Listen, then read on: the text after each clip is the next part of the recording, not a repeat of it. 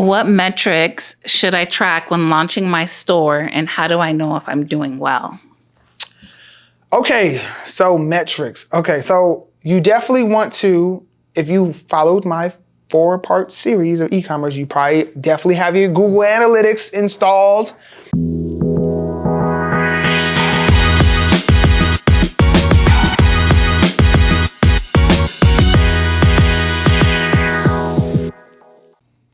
Hey, what's going on, everybody? Welcome to the 9% Show. I am your host, Steven Burton, and here at the 9%, y'all know we keep everything 100. If I haven't done it, not doing it, or not about to do it, it would not come out my mouth. So welcome, everybody. Welcome to the 9%. And like we always do here, we take a toast to the 9%ers out there and those that would like to get into the 9% club. Toast to y'all, toast to y'all. So, this is part 2 of our Q&A of our e-commerce blueprint from zero to your first sale. So last episode we did our part 1 of our Q&A, but I guess I talked too much and it extended the episode to almost, our full time that we normally do for these clips. But it was great because I thought that, we should just keep these questions flowing because these are really good questions that you guys have. And they cover topics that I necessarily didn't cover in all of our series. But if you're just popping on this video, please check out the series we did. The episodes are in the description. I did a great episode about the e-commerce blueprint from zero to your first sale. So everything you need to know to start your e-commerce store. Part 1 was about the first steps before you even have an idea, or maybe you have an idea. What do you do at that stage? Part 2 was about building your website. Part 3 was about your soft launch and what to do there when you like soft launching. And then the 4th part was about your grand launch and your grand opening and how to get to your first 100 sales. So I highly suggest that you go watch all of those videos and you go come back an e-commerce expert like moi. But in the meantime, we're going to answer some questions here. So I have our trusted producer, Mel, in the background that's going to be answering these questions. I said answering these questions, asking these questions. But you good over there, Mel? Sure am. All righty. So shoot. I guess we go jump into it. This part 2. We got these questions. Let's roll. Great. So question number 1 is, how do I evaluate whether an e-commerce platform like Shopify is right for my business? Or can I just sell online like Instagram or TikTok? Oh, that's a good one. What's crazy? The Instagram and TikTok and like Facebook, they're all starting to have their own marketplaces on there to sell directly on there. I am not really an expert by any means on about that. I personally have a little love-hate relationship with social media and its importance. It's important, but like, don't think you absolutely have to have this big old following to get sales. But that's not really the question. The question is about the platform. Do you need like a Shopify or any other e-commerce platform, or could you just sell on Instagram? I think you do need a store, like a .com, some type of store to take somebody to, depending on how, like I said, how large, how much scaling you want the business to grow to, your brand authority, people to trust you. I think if you're this super large influencer and you're just super big, millions of followers, okay, maybe starting a little TikTok shop or whatever, it's fine. Maybe that's cool. But I think I would highly suggest having some type of website, like I said, a Shopify or some other platform for a couple of reasons. I mean, one, like I said, just the trust factor of actually having a store or something to go to. But 2, you really also don't want to have all your eggs in one basket on these social media platforms. I mean, I know they're great and they're free now, and you hope they forever will be. And heck, with the government trying to close TikTok, I mean, you never know. What if somebody hit the switch and your thing was gone? Or what if they didn't like what you were selling and didn't like something and they banned you, or whatever the case may be? You want to be able to control your own destiny and have people coming to your website that you can remarket to and put a cookie and a pixel code and tracking codes on your website, get all this data and information. Like, you want your own data too. Like, if you're on, TikTok and everything else, they're going to give you some basic data stuff, but it's their data. They own that. You want to have your own data about your own customers. You want to start building your own customer list and all this type of stuff. So I highly suggest, that you do get your own platform and start it there. Now you can have both. Maybe majority of your sales come through TikTok or come through Instagram. That's fine.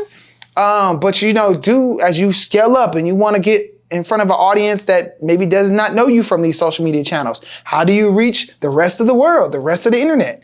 That I think that is important as well. So highly suggested. All righty. Next question, please. The next question is, so I hope that you cover in an episode what drop shipping is and all of the details. But should I consider it for my e-commerce store? And where do I find trusted vendors? Okay. Yeah, I think we will make an episode on drop shipping because I think a lot of people do drop shipping or think it's like the easiest way to become a millionaire. So let's first answer what is drop shipping. So drop shipping is pretty much when you do not physically have the product you're selling.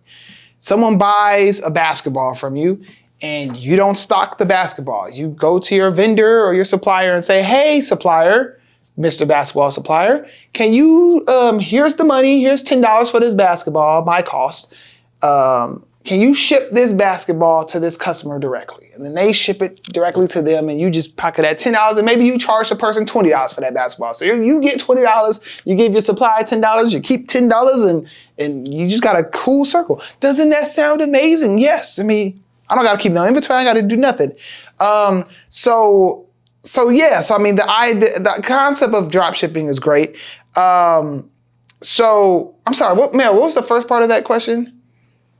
Should I consider it for my e-commerce store? Oh, okay. Yeah, so I would definitely consider, especially like I said, if you don't have a budget to physically have inventory and store inventory, or maybe you don't have enough space to store inventory depending on what you're dealing with, I would consider it. There is some cons with that. I mean, I kind of touched on it on, I believe, one of these episodes with the e-commerce thing, but in these situations, you don't control a lot. You don't control the shipping. You don't control, and shipping costs makes a big difference in e-commerce. You don't control the quality control. Like they could make a mistake or they could be prone to make lots of mistakes. And then that's on you. Your customer gets a product. It's wrong.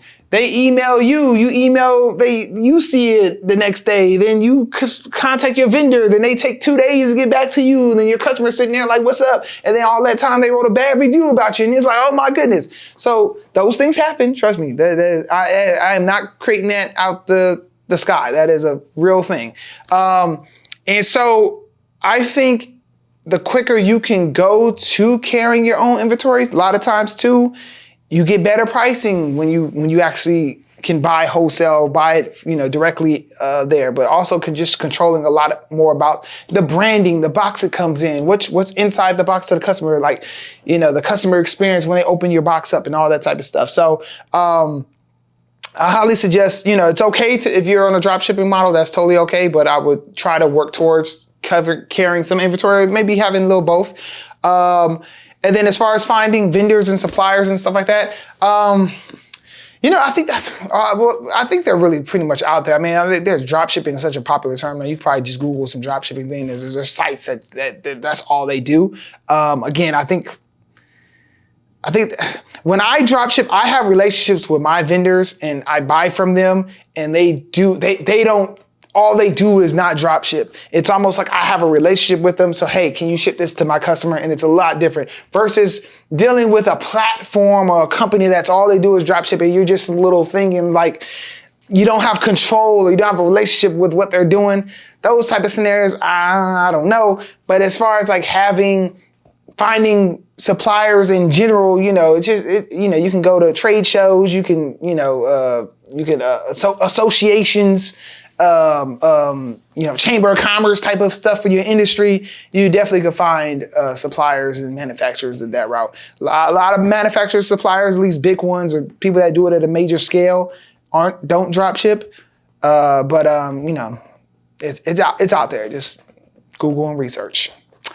Alrighty, next question, please. What's the best way to price my products competitively without underselling myself? Man, these are some good questions. These are some good questions.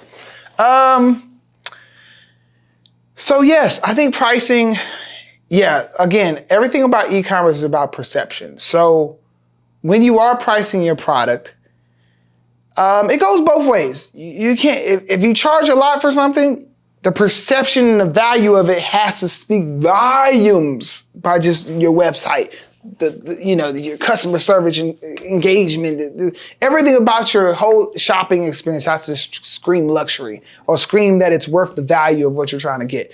And then two, you don't want it too low where people scream, it's a cheap site or the product must be cheap.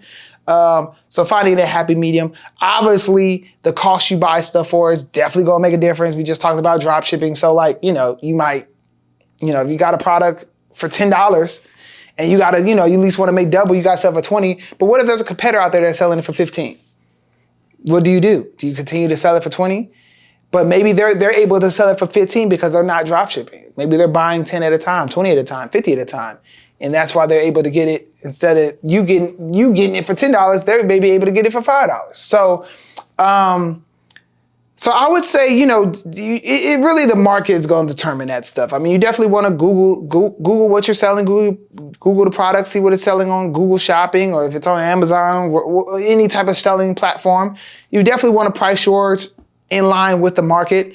It's kind of funny because with perfecttux, there was things that I wanted to sell at a higher value because I wanted our site to be, I didn't want it to be the cheap site. I didn't want it to be the budget-friendly website. I wanted to feel like luxury, but like you're getting extra value at a great price.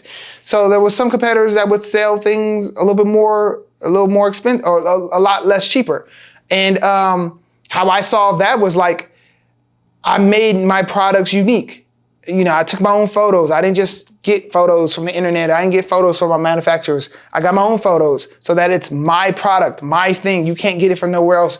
This is exclusive to my site. So I can charge what I want for it. If you're selling, Jordans or something like that, you can only sell it at the, suggested retail price. So it just is what it is. Or if you're selling something that, like a major thing. But for me, selling a lot of private label type things, I could control what price I wanted to sell it for. So, and there's lots of things that we sold, and I was like, oh wow, I think I could charge more for this. I think I could charge more, and you just keep raising it and see what happens. But hey, the rule of what's the first rule of economics? Supply and demand. It is a real thing. All right, next question, please. What metrics should I track when launching my store, and how do I know if I'm doing well? Okay, so metrics. Okay, so you definitely want to, if you followed my 4-part series of e-commerce, you probably definitely have your Google Analytics installed. Bare minimum, have Google Analytics installed. Is a free code you can put on your website. It's from Google, and they just give you all type of data on your website. That whatever e-commerce platform you have, again, Shopify has basic reports that they give you. That's very valuable. So I think it's really between them things. And then also once you start doing paid ads, and every channel, whether it's Google, whether it's Facebook, Instagram, TikTok, LinkedIn, Twitter, or X or whatever, they all have dashboards and give you data. Actually, some are better than others, because I did try out TikTok for the first time doing advertising on this past year, or actually earlier this year. And I have to say, they dashboard sucks. But maybe we'll save that for another episode. But yes, those are the metrics I would find for those and be able to see what you're doing there. Anyways, next question. How can I drive traffic to my website in the early stages when I don't have much brand recognition? Yeah. That's the hard part, ain't it? I think, like I said, I think there's really no way around that you're gonna have to do some type of paid ads. It just is what it is. You need to have some type of budget, and you're not talking about a lot. $5 a day, $10 a day. Testing out some stuff. But that's really how you're gonna really get out there and be able to instantly be on that first page of Google. You might be on the ads section, but that's fine because the ads is dictating everything. But really some paid ads. I mean, with perfecttux, when he first started, like 98% of our traffic was all paid advertising. Then the thing of the game is, making those paid ads profitable, because you're paying for every customer that you get through, and you're paying for every sale that you have. So you have to make it profitable. So I think that's the way to get it instantly. I mean, obviously social media and posting things, but you need to get beyond. Like I said, I'm assuming your following is your friends and family, or your people you already have. So you just need to get to more people. But the quickest way to get that is as ads in some type of channel. So you're going to need to become an expert in that space ASAP, like T.I. All right. I think we will take one more question. Okay, then we'll wrap this thing up. So Mel, make it a good one. How long does it typically take to start seeing profits in an e-commerce business? Well, if you're like the e-commerce guru over here, I was making a profit in three months. But I don't expect that to be everybody's story. Okay, so I'm not telling you 3 months. But I think what I do think with e-commerce, it shouldn't take that long. Like I said, the hardest thing about e-commerce is once you realize, like the last question, how do I get people to my website? How do I get people to our website? And you get stuck in this world of like, oh my gosh, I have to pay for everybody that comes to my website. I have to pay for every sale I have. That's the thing you need to make profitable. Okay, and it's a weird thing, because it's like, you could have, you could have made $1,000 in revenue. But, after you take away the cost of the product and your COGS, the cost of goods sold and your marketing and the cost that it costs to acquire that customer based on the thing, you might not make any money. Then your overall bottom line is not profitable. Or sometimes you might be profitable in Facebook ads or Google ads, but like the profit level that you're getting by the time it comes to your business and paying for your website and hosting, and maybe you're like me and maybe you had a warehouse from day one. There's so much things in there. So I wouldn't say there's a set time frame, but I just had the mentality of just like ASAP, like quickly, like as fast as I can make, as fast as I can get to profitability was for the good. And if you was also like me, I really didn't have too much time to be playing around. I needed to make some money. But so I wouldn't necessarily put a time, because everybody's situation different. Depends how much money you have. Depends how much money you're working with. How much money can you burn? Are you doing ads? Are you not? Is it just like a little side hustle? Like as you sell a book, if you sell you could sell a book and literally you're profitable from the first day because you bought it, you sold it, and that's it. Maybe there's free e-commerce platforms that, maybe you just have 5 products that you're putting out there. So it kind of depends. But if you're doing things or have aspirations to do things at a large scale, then you'll quickly start seeing that stuff. And at the end of the day, at that point, it's just business and understanding how business works. I won't dive deeper into that, at least right now.